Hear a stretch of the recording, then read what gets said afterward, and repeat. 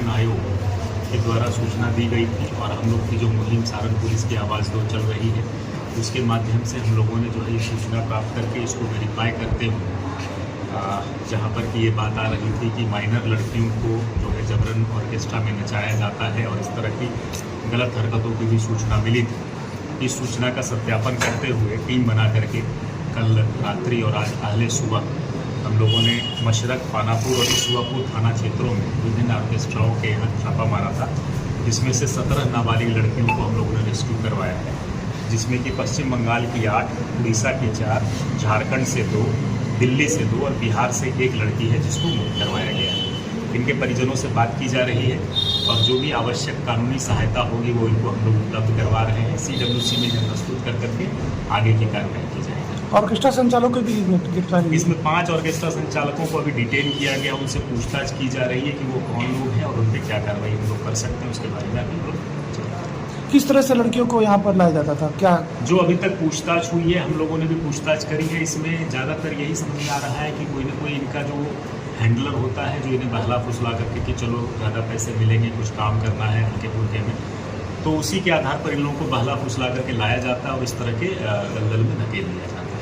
लोग क्या ऑर्केस्ट्रा में नाचने का हाईलाइट दिया जाता है कि फिल्मों इस सब में काम करने का हाईलाइट दिया जाता था, एल्बम? इसके बारे में हम लोग पूरी तफ्तीश कर रहे हैं। यकीनन कुछ लोगों के वीडियो इंस्टाग्राम, फेसबुक के माध्यम से फेमस होने का भी एक तरीका माना जाता है।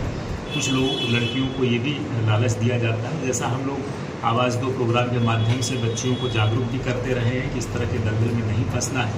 तो हम लोग लगातार इन सब अभियानों पर जो है हम लोग कार्रवाई कर रहे हैं और कोशिश यही है हमारी कि कोई भी बच्ची हमारी जो है वो इस तरह के दलदल में नहीं फंसे।